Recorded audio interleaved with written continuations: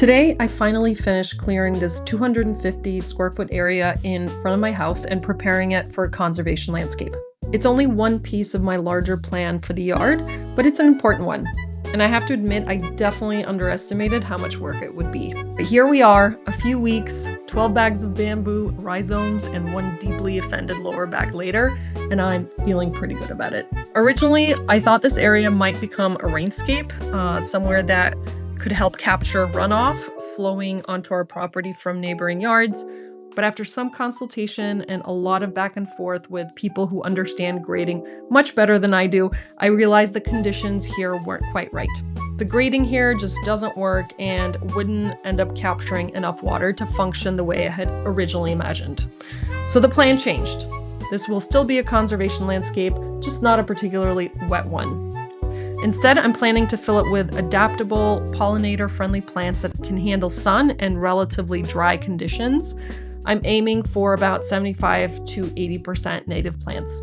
I'm also hoping the planting will soften some of the sharp lines of our otherwise very modern house. The first step was clearing what I will very generously refer to as the lawn. There was almost no actual grass here, it was mostly weeds, and underneath those weeds was the wildest maze of bamboo rhizomes I had ever seen.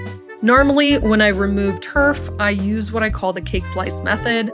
I cut the ground into manageable pieces, slide a shovel underneath, and lift each section out. Very tidy, very satisfying. The bamboo had other plans. The rhizomes formed such a tough, interconnected layer that I could not remove the ground in clean sections. Instead, I had to use a shovel and garden hoe to slowly loosen the soil, break through the rhizomes, and dig out as much bamboo as I could. In the end, this little area produced about 12 garden waste bags filled mostly with bamboo rhizomes. This is after almost 8 years of mowing the bamboo down to the ground. For 8 years, I thought I was wearing it down. Meanwhile, the bamboo was apparently operating a thriving underground economy. I'm sure I didn't remove every last piece, so I'll be watching for new shoots, but I removed as much as I could without disturbing the major roots of the 2 mature European hornbeam trees growing here. Because I was doing most of this alone, in the evenings and on weekends, I divided the area into smaller sections. I would clear one section, prepare it, add compost, cover it with mulch, and then move on to the next.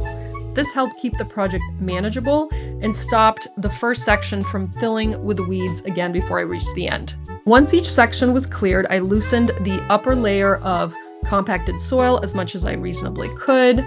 I had to be careful around the hornbeam roots, so whenever I found a substantial root, anything bigger than say 2 inches, I worked around it.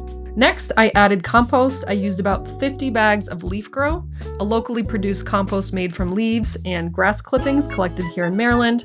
I had it delivered by Home Depot, but I underestimated how much I would need and how long the project would take, so the bags just kept piling up in my driveway. At one point, we could barely park the car. The neighbors probably thought I'd started a landscaping business, and my kids officially banned me from buying any more quote-unquote garden stuff.